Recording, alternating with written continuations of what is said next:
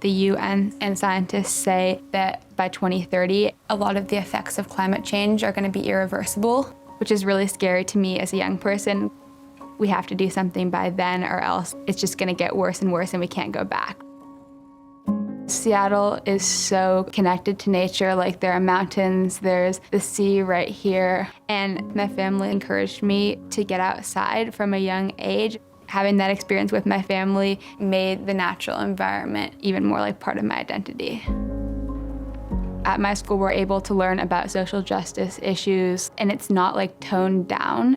To be learning in my classes directly about the exploitation of people over centuries and then connect that to climate change was really motivational to me. There were some students who were putting together this idea of having the school go carbon neutral by 2030.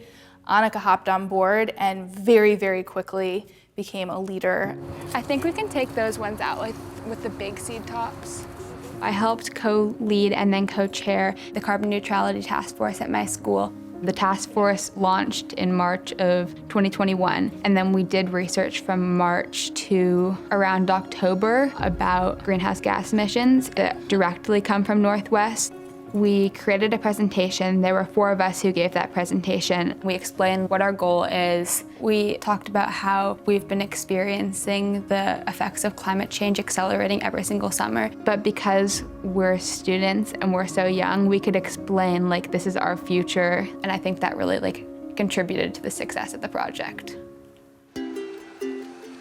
The environmental program has been a part of the school since it was founded. It's a program where teams of 6th through 12th graders are responsible for cleaning a certain part of the school. And I think that's why a lot of people were so interested in the task force. We proposed to our school administration to become carbon neutral without the use of offsets.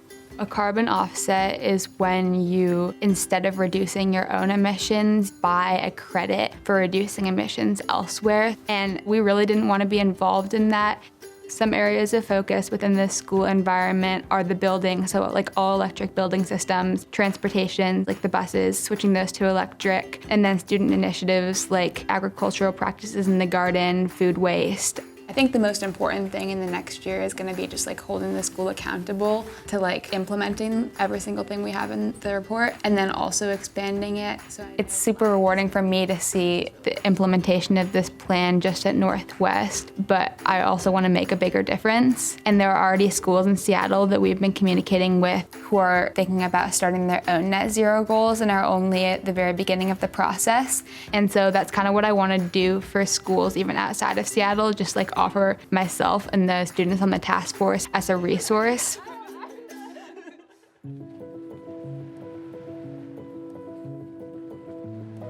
It felt to me like if we don't get this done, I failed in some way, like the entire weight of the world is on my shoulders. And I think a lot of other youth feel like that. And so I think it's really important to invest in these school-based efforts because it teaches students and young people that we can get stuff done.